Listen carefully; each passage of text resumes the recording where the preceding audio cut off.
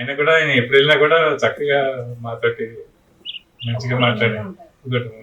మా వాటికి బాగా చేస్తున్నారు, బాగా చేశారండి. ఆయన వచ్చిన తర్వాత ఇప్పుడు కాకుండా కూడా కాంగ్రెస్ నెగ్గినప్పుడు కూడా మారుతి నగర్ లో ఫస్ట్ రోడ్డు పోయేసింది ఆయనే. మారుతి నగర్ అనేది స్టార్టింగ్ లో ఫస్ట్ రోడ్డు ఆయన నెగ్గిన వెంటనే వేసింది ఆయనే. ఇప్పుడు కూడా మన రోడ్లు కూడా మన కూడా బాగా చేశారు, ఇంకా కూడా చేసి ఉన్నాయి. రాజ్ గారు, మన గంట శ్రీనివాసరావు గారు ఈసారి మంచి మెజార్టీతో గెలుస్తారని మీరు అనుకుంటున్నారు? తప్పనిసరిగా గెలుస్తారండి, గెలవాలి కూడా. ఇచ్చేదంటే ఆయన మ్యాక్సిమం అభివృద్ధి చేస్తున్నారు. టౌన్లో కూడా మంచి మంచి చాలా బాగా చేశారు, ఇప్పుడు కూడా చేస్తున్నారు.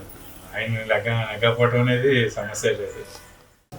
ఇంతకుముందు తెలుగుదేశం ఎమ్మెల్యే గారి దగ్గరికి తిరిగాం మేము.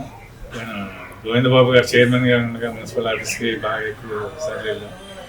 ఎంతసేపు మేము వెళ్ళిన వెంటనే గోవిందబాబు గారు, నేను దత్తత తీసుకున్నాను, మీకు రోడ్లు అన్నీ వేసేస్తాను, నేను అన్నీ వేసిన తర్వాత నేను దిగుతాను కానీ అని చెప్పేటవే కానీ ఒక్క పని కూడా జరగలేదు. గన్ శ్రీనివాస్ గారి తోటి కూడా మేము చాలాసార్లు కలిసాం. చాలా అలాగే మున్సిపల్ ఆఫీస్ నుంచి కమిషనర్ గారు కానీ లేకపోతే ఏఐ గారు కానీ అన్న పిలవటం, వెంటనే దాన్ని పని సాల్వ్ చేయటం అనేది చాలాసార్లు జరిగింది.